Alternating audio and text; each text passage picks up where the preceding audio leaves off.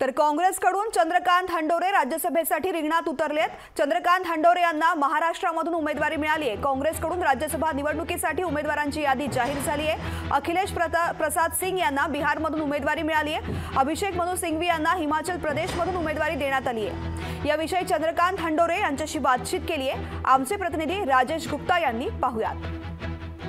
काँग्रेसने राज्यसभेची यादी जाहीर केली आहे। चंद्रकांत हंडोरे यांचं नाव जाहीर झालं आहे। आपण त्यांच्याशी बातचीत करणार आहोत। सर, आपली पहिली प्रतिक्रिया काय असणार सर? मनापासून आभार मानतो की त्यांनी माझ्यासारख्या एका कार्यकर्त्याला, सर्वसामान्य कार्यकर्त्याला राज्यसभेची उमेदवारी देऊन आम जनतेमध्ये एक विश्वासाचं वातावरण तयार केलेलं आहे आणि त्यामुळे मी पुन्हा एकदा त्यांना मनापासून धन्यवाद देतो। विधान परिषदेचा विषय जुना झाला आहे। लोकशाहीमध्ये ह्या सगळ्या गोष्टी होत राहतात, परंतु यावेळी मला निश्चित खात्री आहे की आमचे सगळे आमदार महोदय माझ्या मागे उभे राहतील।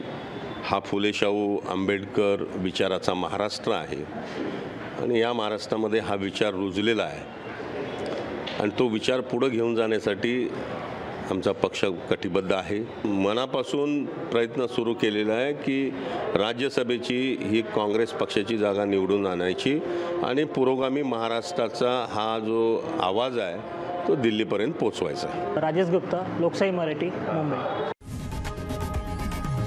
लोकशाही मराठी, ऐका, पहा, जागरूक रहा।